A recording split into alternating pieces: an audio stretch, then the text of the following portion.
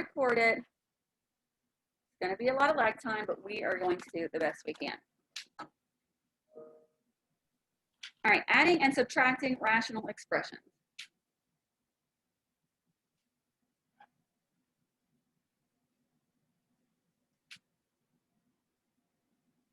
Also, I'm starting to post my videos on YouTube,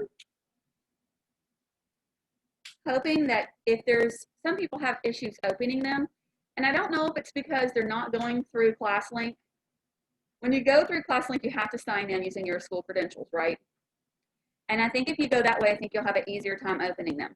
Also, when I open a video, it always gives me an error, but there's always a little arrow in the top right corner. That's what I see. And I push that arrow when it opens. So if you're having issues, do that. I'm going to start posting them on YouTube and copying that link in Schoology so that they open in YouTube instead of Stream, hoping maybe that will help with any issues. But I don't know what's causing the issues. I am not a tech person, but that's all I can figure out. You can always bring your phone and see if I can help you figure it out if you're having issues. I'm not posting them on YouTube so that I can get a big following. I have 17 followers who are all former students. It's just that's the easiest way so that the easiest way to open it, I think. So don't make fun of me for my 17 followers. Okay. All right, fifth period, 10:21. And our target today is explain the process for adding and subtracting rational expressions.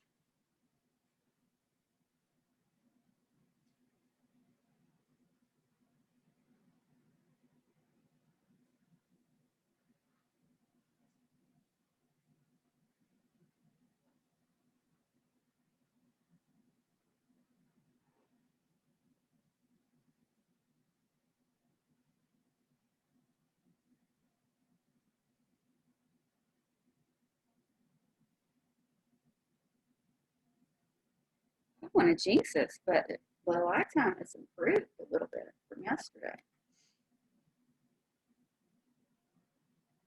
Explain the process for adding and subtracting rational expressions.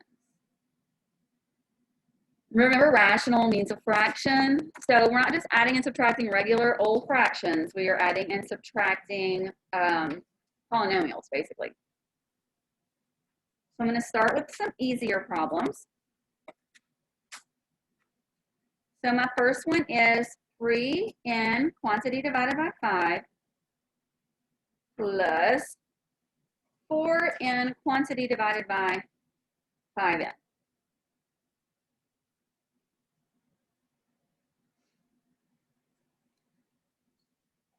Do not simplify anything before you add and subtract. Like, don't reduce those n's, okay? All right, so when I was taught to add and subtract fractions, I was taught to add them and subtract them vertically. I know some of y'all were taught to add and subtract horizontally. I don't like that. Like, literally, I can't do it like that. I have a mental block. I can't. But if that's the way you like to add and subtract fractions, how they're written horizontally, then you do it that way. But I always rewrite it vertically, okay? So I'm going to rewrite this problem.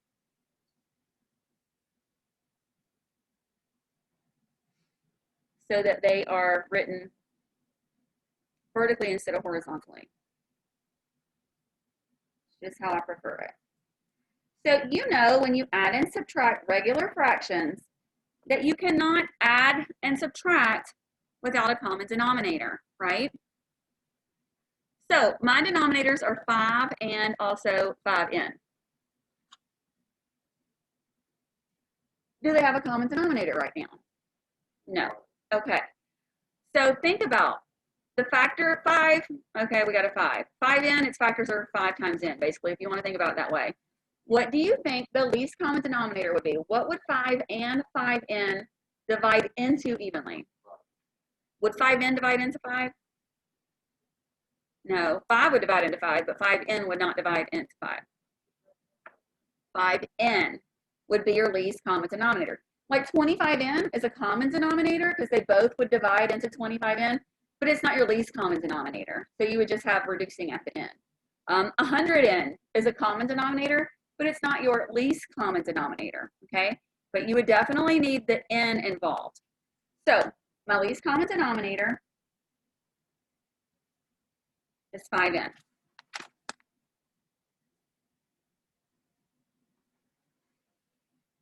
So we have to make an equivalent fraction, okay? So let's look at 4n divided by 5n. The denominator did not change, so the numerator won't change, okay? So, or think about it like this. 5n times what gave me 5n? Times 1. So if you multiply the numerator by 1, you get 4n. Well, is 4n divided by 5n equivalent to 4n divided by 5n? Yes. So that one was easy. Well, let's look at that top fraction. The denominator, 5, changed to 5n. So 5 times what gave me 5n? N. So if I multiply the denominator by n, I have to multiply the numerator by n to make it equivalent, okay? So what is 3n times n? 3n squared. Well, think about it. If 3n squared divided by 5n, if I reduce that, wouldn't it be 3n divided by 5 if it was reduced? Right? So they're equal to each other. I did not change the meaning. It's equivalent. It just has the same denominators now. Okay? Y'all cool with that? So we know when we're adding regular fractions, that add the numerator plus the denominator. So that'd be 3n squared plus 4n. And the denominator, you don't add your denominators together, you just bring the denominator down.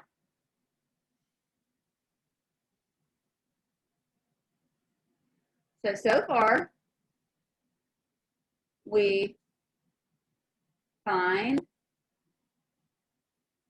that LCD, what's LCD stand for? Least common denominator.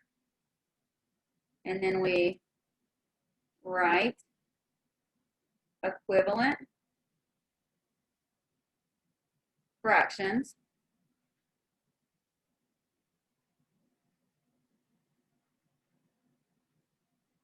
That's what I did in red. I was writing the equivalent fraction. And now, if I can factor anything, whoa, blurry. If I can factor anything, do so, because you might be able to cancel some stuff out, okay? If you can cancel stuff out and you don't, it's not in simplest form, okay?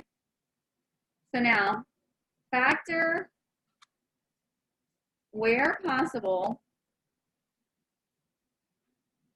and reduce.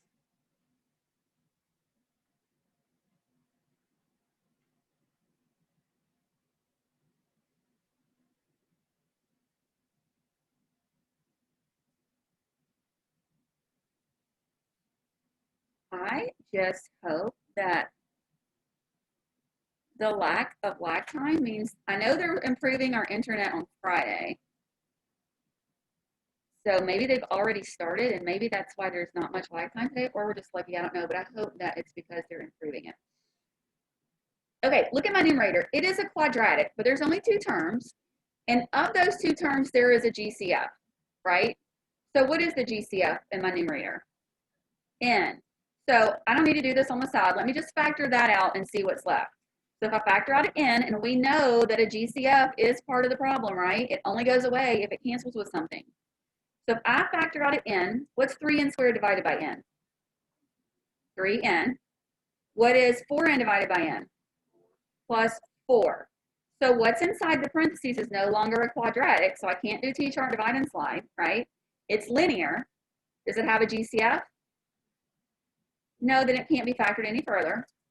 The denominator is just a monomial. I mean, technically I could write 5 times n if you want to, but it's not necessary. It's monomial. So I have a monomial of n in my numerator and a monomial of 5n in a denominator.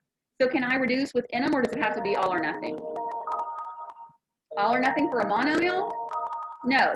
3n plus 4 is a binomial. I would need a 3n plus 4 to cancel that. But the n and the 5n, those are monomials. So I can just reduce part of it, right? Because think about it as n divided by 5n.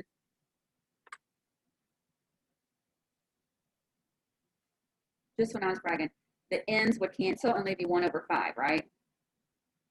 I can do that with monomials. It doesn't have to be all or nothing. Monomials, 1 term. So do I need to, 1 is all I have left in the numerator when I cancel that. Do I need to put 1 times open parentheses? No, I can just put 3n plus 4 in the numerator. And then what's left in the denominator? 5. If they asked us for excluded values, what would it be? N cannot equal 0, right? Because 5 times 0 would be 0. If you say -5, 5 times -5 is -25, not 0. I'm not necessarily putting that here, but if it asks me, then we could do that.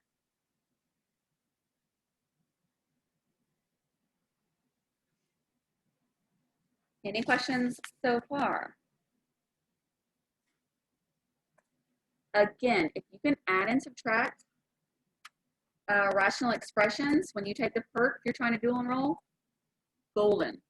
The multiplying and dividing rational expressions, you'll do great. Also, the thing with the PERT is you got to get to this point first. Like if you forget the easy stuff, you'll never get to the harder stuff. So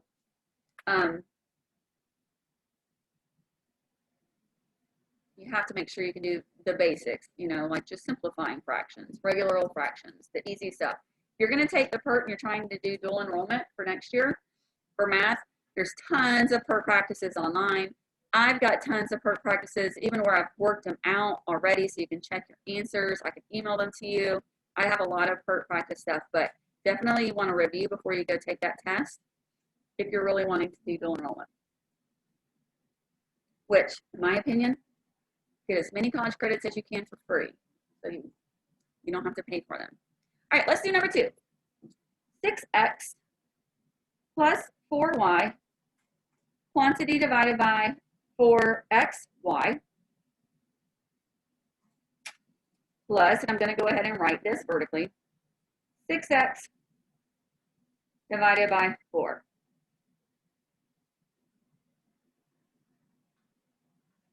I'm adding fractions. I have to have a common denominator. Do I currently have a common denominator?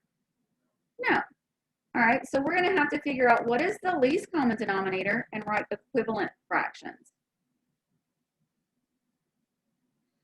Anybody have an idea of what the least common denominator would be? Or xy, very good.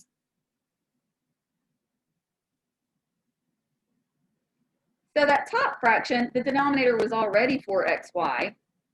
And my new fraction, the denominator is 4xy.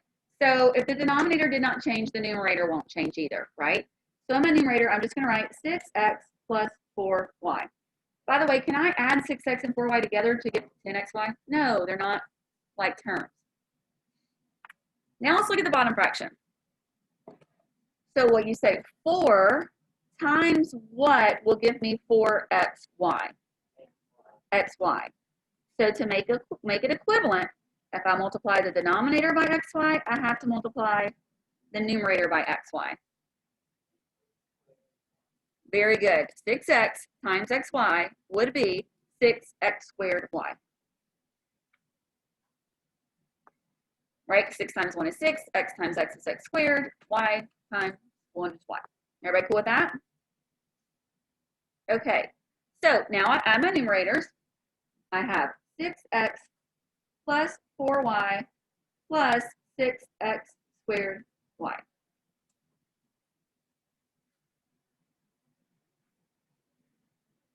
The denominator is just 4xy.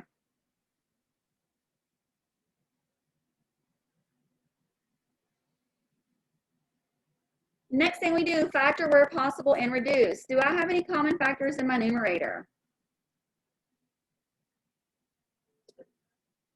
What? I think I heard a 4 and I think I heard a 6x. 6x won't work because 4y does not have an x and 6 won't divide into 4. 4y won't work because 4 does not divide into everything evenly and every term does not have a y. 2. Somebody said 2. Somebody say 2? Somebody say 2? 2. 2 divides into all 3 terms of the numerator evenly, right? All 3 terms don't have an x and all 3 terms don't have a y, so I cannot include an x or a y in my GCF. But 2 will divide into all 4. And I can do this without having to take it to the side. So I'm going to divide each of my terms by 2. So 6x divided by 2 is 3x. Positive 4y divided by 2 is positive 2y. 6x squared y divided by 2 is plus 3x squared y. All divided by 4xy is a monomial. If you wanted to write 2 times 2 times x times y, I mean, you could, but it's monomial. So reduce if you can. What's in parentheses, I would have to reduce by 3x plus 2y plus 3x squared y in the denominator. I don't have that, so I can't do anything there. But the 2 and the 4xy, those are both monomials. So I can just reduce parts of them, right? So can't I reduce 2 fourths? Yeah. 2 goes into 2 once, 2 goes into 4 twice. And that's about all the reducing I can do. So in my numerator, and I'm going to rewrite this. I'm going to put that 3x squared y first. 3 since it has the most degrees. And then I'm going to put plus 3x plus 2y. If you did not do that, I would not count it wrong. But I do want to put that term with the highest degree first. And in the denominator, I'm left with 2xy. Could I cancel the 2 out with the 2 in the denominator? No. Could I reduce any of those x's with the x in the denominator or the y? No. Because that top is a trinomial, 3 terms. I could only reduce it with another trinomial. If I asked you for the exclusions would be x cannot equal 0 and y cannot equal 0. You have 2 variables in the denominator. If you were asked. Coolio? All right then. What time do we go to lunch today? 9:47. Let's call that brunch. Example 3. Not giving you an assignment today, by the way. Probably tomorrow.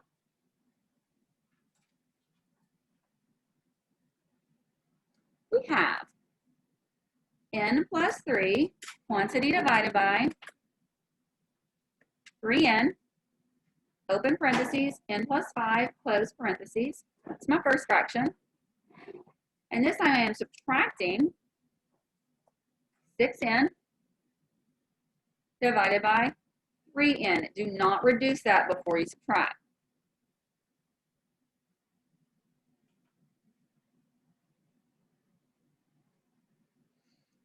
Okay, in this one, sometimes your denominators can be factored and they're not factored. You'll have to factor them before you figure out the LCD. But these are already factors. So my top fraction has 2 factors. 3n's a factor and n plus 5's a factor. My bottom has just 3n. What do you think our least common denominator would be? We need a 3n and we need an n plus 5. When it's factored out like that for you, you need one of each factor. Unless if your denominator is factored and say it was x minus 2 times x minus 2, you have 2 of the same factors in one fraction, then you would need 2 of them. But other than that, you need one of each fraction. So when it's already factored, it's very easy, really. When it's not that it's difficult. You just have to do more work. You have to factor first. Okay, so look at that top fraction. The denominator did not change, did it? So your numerator is not going to change. Now in the bottom, 3n times what is 3n times n plus 5? N plus 5. So I've got to multiply the numerator by n plus 5. And remember, the numerator is negative. So I'm going to go ahead and distribute negative 6n times n and negative 6n times positive 5, okay? So what is negative 6n times n? Negative 6n squared. What is negative 6n times positive 5? Negative 30n.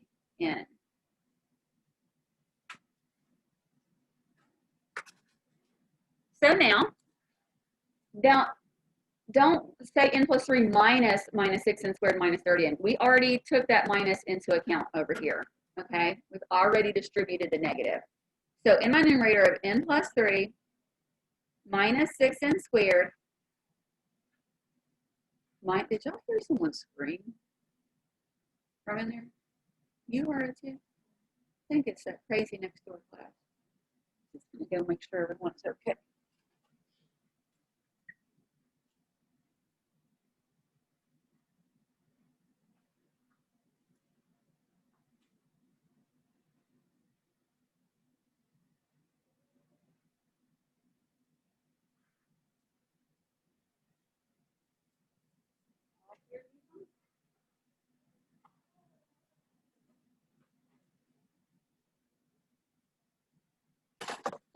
Okay, and my denominator is 3n times n plus 5.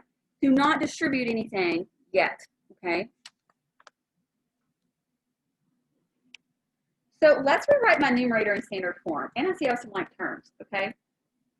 So in standard form, what would my first term be? Negative 6n squared.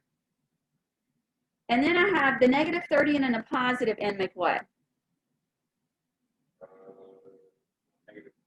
Negative 29n, very good. And then my constant would be plus 3 all over 3n times n plus 5. Okay, so my numerator is a quadratic. I might be able to factor that. Now, I'm going to do that over on the side because I'm going to need to do some divide and slide and whatnot. Okay, so I'm going to do that on the side because I might be able to reduce. And if you don't reduce when you can reduce, you don't have it completely simplified. And I'm just not just taking a point off for that. I'm taking off several points for that. You need to have it completely reduced.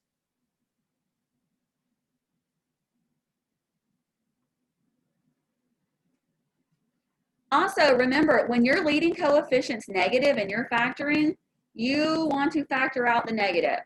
So I'm factoring out the negative, and is there a GCF other than that? No. So let me go ahead and factor out the negative. So that's going to change the sign of each term. So what's left is 6n squared plus 29n minus 3. So that negative is going to still be in the numerator, okay? But when I do my t-chart, I'm just looking at the 6, the 29, and the negative 3. So we know A is 6, B is 29, C is negative 3. Do my little t-chart, do it here in the middle. I need two numbers that multiply together to give me A times C, which A times C in this case is negative 18. And I need two numbers that add to give me B, which is positive 29. What can I multiply together to 18? I could do negative 6 times 3 is negative 18. Negative 6 plus 3 is negative 3. That doesn't work. If I did 6 times negative 3, that's just going to give me a positive 3 here. That won't work, right? Say it again. Right, the highest I could go is 18 and 1. So let's say I did 18 times negative 1 is negative 18. 18 plus negative 1 is 17. Even if I change the signs, that's not going to work. And if I do 9 and negative 2, I get negative 18. 9 plus negative 2 is 7. If I made the 9 negative and the 2 positive, that would just give me a negative 7. That wouldn't work either. Are there any other factors of 18, negative 18? No. Okay, if there were, I would need to factor it because I might be able to cancel something out, okay? But I can't factor it. Not everything is factorable. If you can, you got to do it. So since the numerator is not factorable, there's nothing else we can do. But you have to try to factor.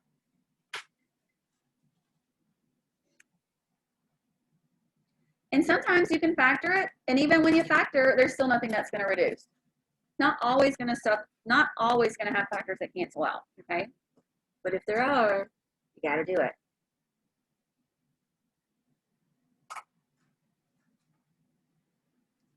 Coolio. All right, example 4. Anybody have any questions?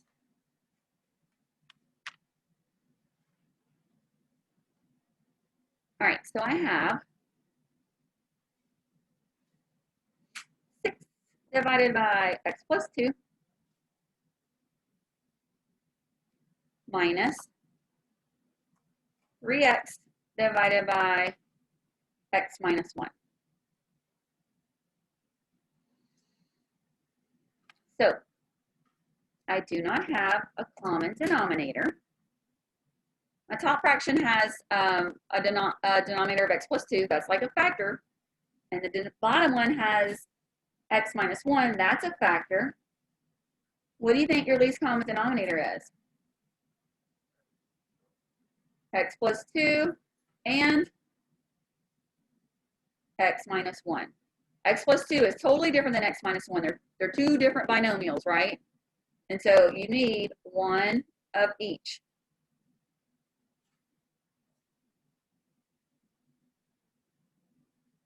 So let's look at my numerator. X plus 2 times what gives me x plus 2 times x minus 1? X minus 1.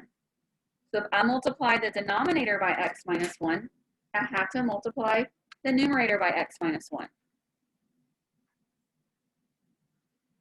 And sometimes I just have the students bring over the 6 times x minus 1 and multiply it later, but I feel like I get more mistakes that way. I would go ahead and multiply it now. So 6 times x is 6x. 6 times negative 1 is negative 6. The denominator, x minus 1 times what is x plus 2 times x minus 1? X plus 2. And so think about that 3x as a negative 3x. So once we're subtracting that bottom fraction, we needed to go ahead and distribute that negative. So what's negative 3x times x? Negative 3x squared. And what's negative 3x times positive 2? Negative 6x. So now, let's just write our whole numerator together. So we have 6x minus 6. I've already distributed the negative. So have minus 3x squared minus 6x all over x plus 2 times x minus 1. Do not multiply that denominator out because we're going to see if we can factor the numerator and see if anything cancels. And so if you multiply that out, then you're going to have to go back and refactor it again. Okay, so just leave it factored. My numerator, I need to write it in standard form and combine any like terms. So what would my first term be? Negative 3x squared. And then I have a 6x and a minus 6x. What's that? 0. That cancels. What am I left with? Minus 6. All over x plus 2 times x minus 1. Now, I do have a quadratic in the numerator, but I also have a GCF, and my leading term's negative. We definitely want to factor out the negative, and what's the GCF? 3. So I'm going to factor out a negative 3. What is negative 3x squared divided by negative 3? X squared. Negative 6 divided by negative 3? Plus 2.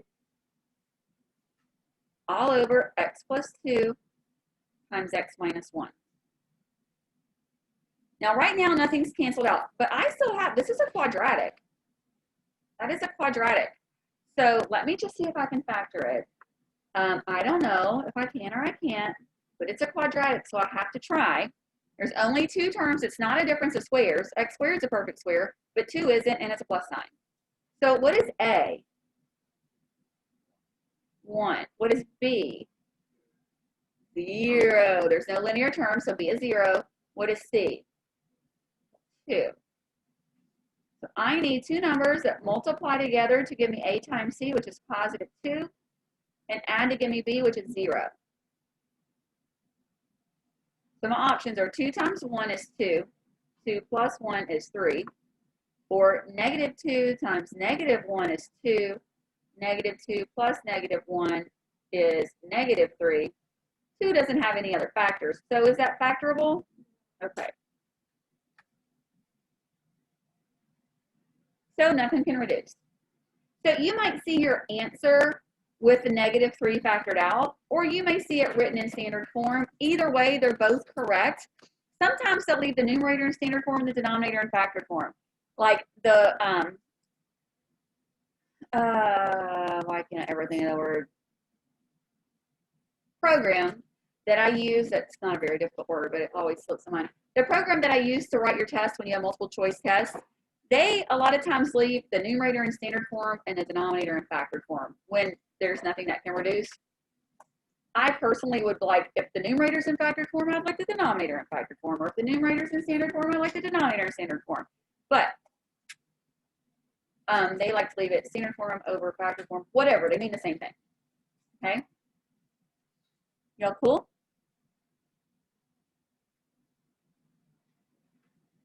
All right. We're not finished. So let's do one where the denominator is not factored. We'll call this example 5.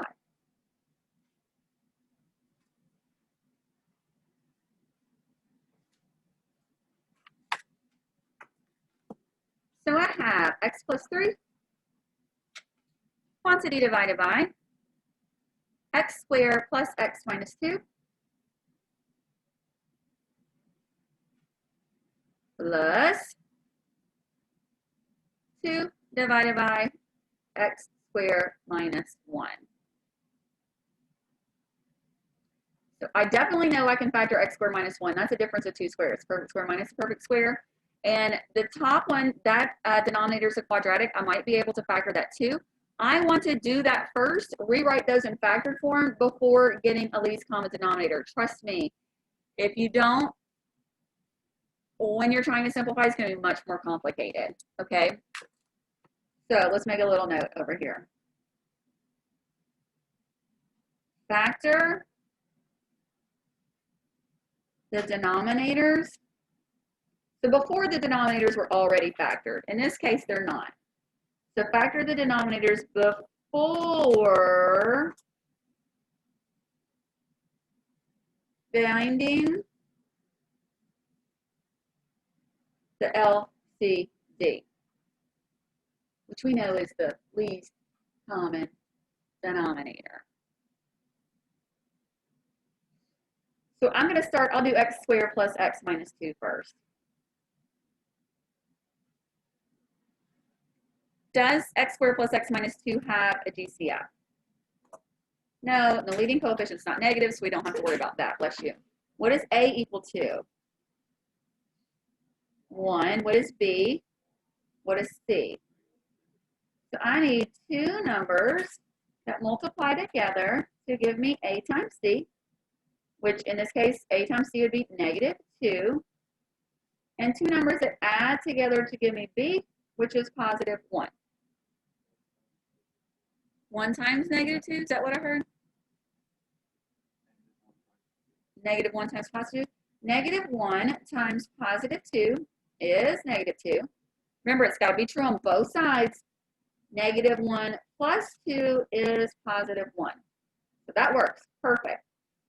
So in my parentheses, I'm going to have an x minus 1 and an x plus 2.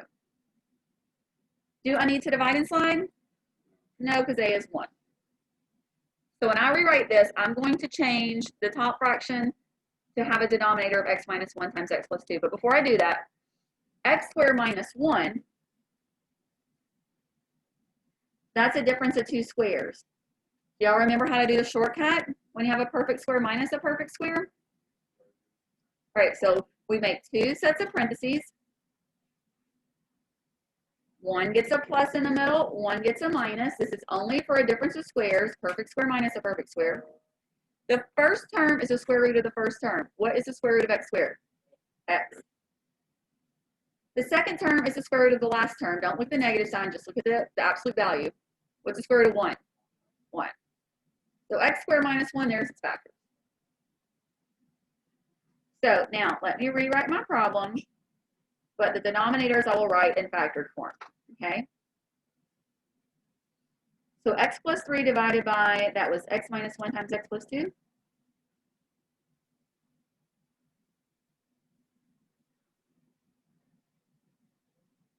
Scooting it over. And the denominator, let's see, we're adding 2 divided by x plus 1 times x minus 1. So I've got multiple factors here. I need at least, well, I need one of each factor. Again, like say that bottom fraction, the factors were x plus 1 and x plus 1. If I had 2 of the same factors in one fraction, then I would include it twice. But like how there's an x minus 1 in the top fraction and an x minus 1 in the bottom, I only need to write it once. But I have 2 of those in the same fraction, I need to write it twice. So give me one of the factors of my LCD. X minus 1, give me another one. X plus 1, give me another one. X plus 2, have I included one of each fraction, factor? Yeah. So I've got an x minus 1, I've got an x plus 2, I've got an x plus 1. The order that you write them is not important.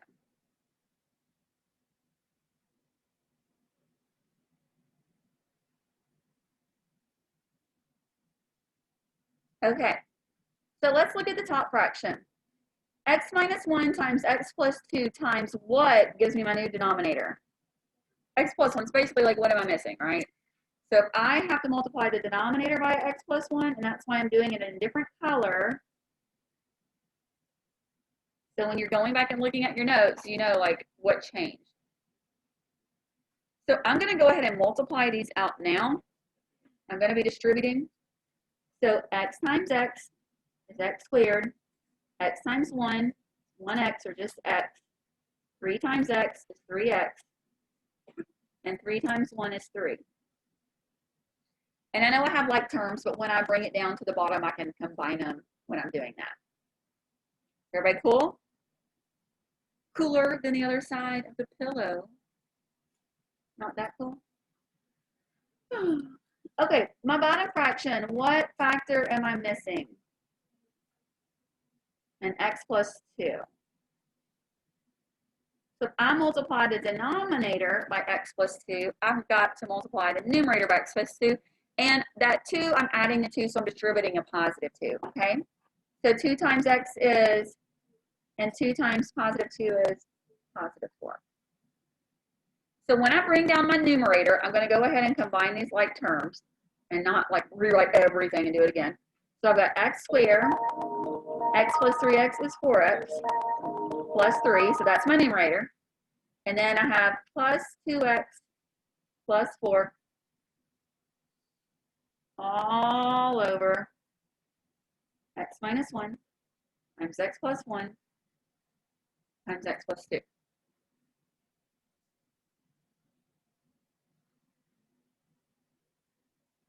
What do we do now?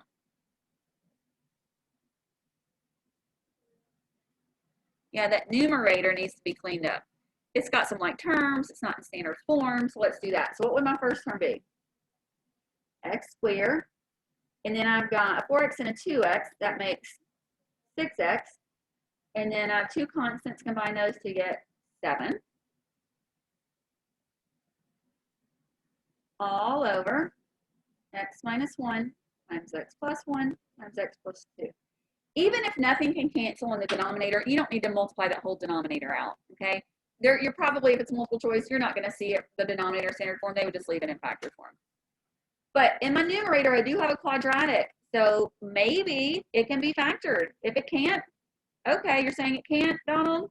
Let's just try real quick. We know A is 1, B is 6, C is 7.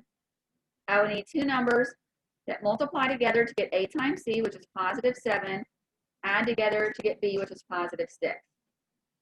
So my options are 7 times 1 is 7, 7 plus 1 is 8, negative 7 times negative 1 is 7, negative 7 plus negative 1 is negative 8. 7's prime, so there's no other options, right? So you were right. If I could factor it, don't say, well, she hadn't been able to factor anything yet, so nothing's factorable. I'm not doing it. That's not true. It just hasn't happened to us yet, okay? So I could leave my answer just like it is. If I ask for restrictions, you know x cannot equal positive 1, negative 1, or negative 2, if you were asked. I have one more I'm going to do with you. Let's see, what time is it? 9:47. Oh, 6 minutes. I think we can do it. I'm going to have to hurry.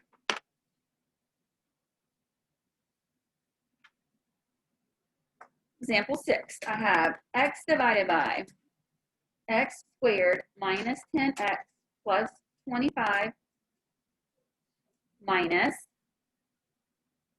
x minus 4 divided by 2x minus 10. All right, I don't want to come up with a common denominator until these are in factored form, okay? So I'm trying to do it fast. Let's look at the denominator. I'm subtracting x minus 4, I'm at the bottom fraction. 2x minus 10, that's linear. Only way I can factor it is I can factor out that GCF, but other than that, that's all I can do, right? So what's the GCF of 2x minus 10? 2, factor out what's left. x minus 5. Top fraction. Let's see, I can do this in my head. I would need two numbers that equal positive, multiply to give me positive 25, add to give me negative 10. Negative 5 times negative 5 is positive 25. Negative 5 plus negative 5 is negative 10. A is 1. There's no need to divide inside, right? So, because I'm trying to speed it up, we're just doing that in our head.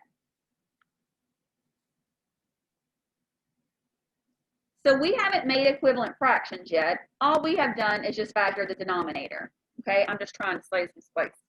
So now we need to get equivalent fractions.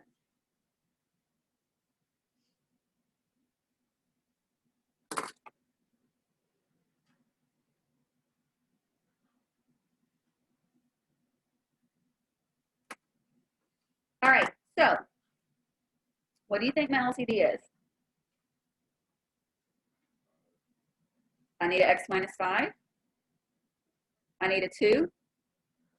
And I need another x minus 5 because I have two x minus 5s in the same fraction. If I only had one x minus 5 in each, then I would only put it one time. But I've got two in the same fraction, I need to write it twice. Otherwise, when you go to like, what did I multiply this by to get this, you're going to be missing one.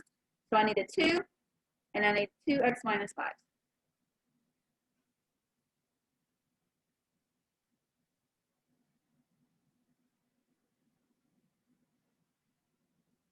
So in my top fraction, what do I need to multiply x minus 5 by x minus 5 by to get 2 times x minus 5 times x minus 5? 2. So x times 2 is 2x. Don't say x2 or don't have a fit. And the bottom fraction, what do I need to multiply by to get the equivalent? X minus 5.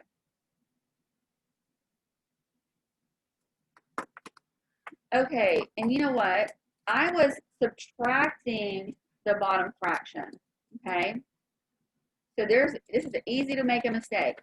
So if you want to go ahead and change this and distribute the negative to the x and to the negative 4, that, let's say we're adding, and that would become a minus x and a positive 4. Otherwise, there's a good chance we're going to mess that up. Because I am subtracting both terms, not just one term. Okay? So I just distributed the x, distributed the negative. So that my positive x became negative x, and my negative 4 became positive 4, okay? Now I'm going to distribute. Negative x times x is negative x squared. No, Siri, I'm not talking to you. Negative x times negative 5, positive 5x.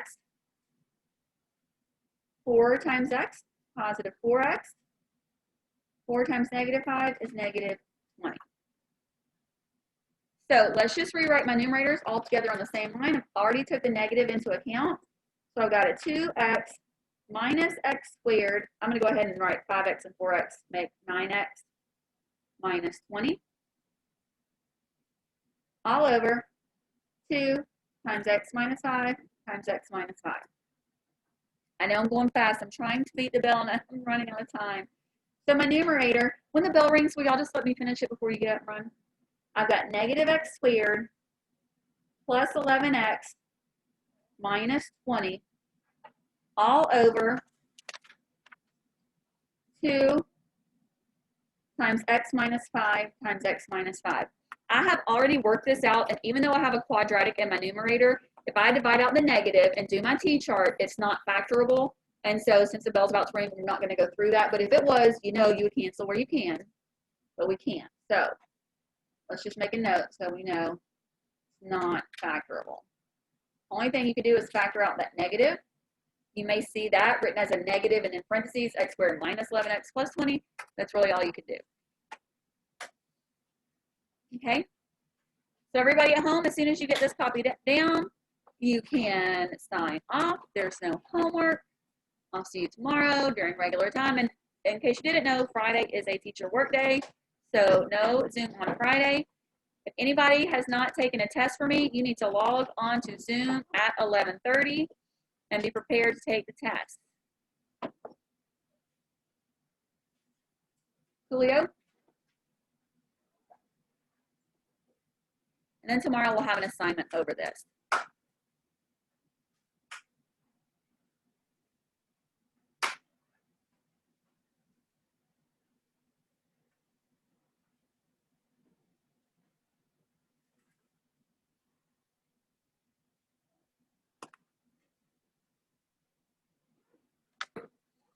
And I'll post this video and pictures of the notes on Schoology in case there was something that you missed. So I'm going to go ahead and end the recording now.